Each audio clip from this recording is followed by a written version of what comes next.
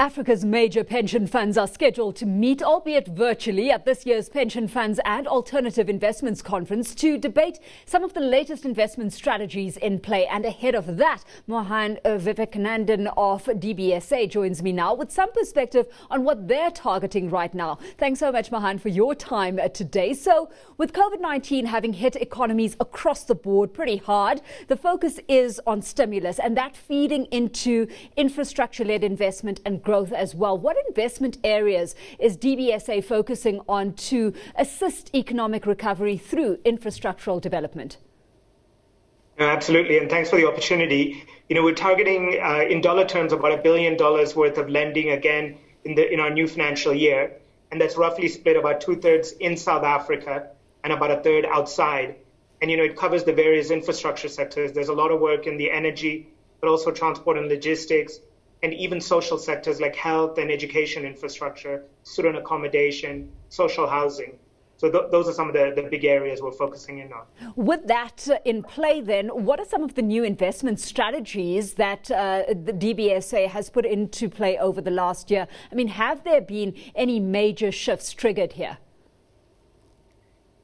Well, I think a lot of it is just trying to do more of what we've always been doing, but there are some new areas as well. I mean, one would be the infrastructure fund that's been announced by the president of South Africa that's now been set up, as he mentioned, in the State of the Nation address.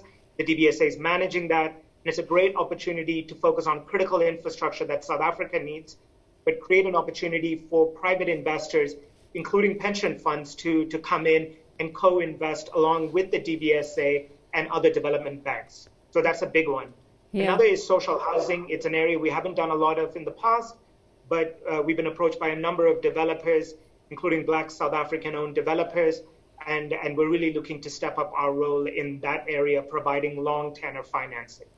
Well, you recently launched a €200 million green bond through a private placement, and that's aligned with your commitment to playing a role in the transition to a low-carbon economy. How much traction is that garnering, Mohan, in terms of private sector investment in climate-related projects in Southern Africa?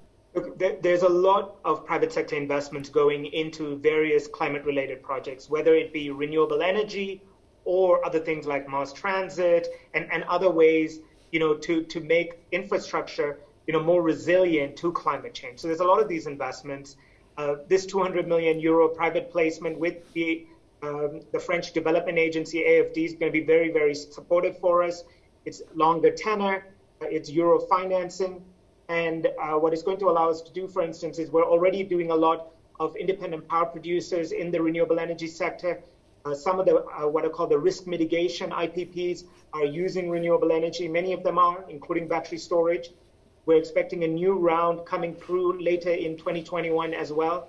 And those are just some examples. But it's also, for instance, making buildings more green and more resilient. So the social housing, the student accommodation, even the hospitals, making them, more green, as it were, and some of the funds will be used for those kinds of activities. Absolutely. Well, let's leave it there for now. Thanks so much, Mohan, for having joined us this evening. That, of course, DBSA's Mohan Vivekanandan.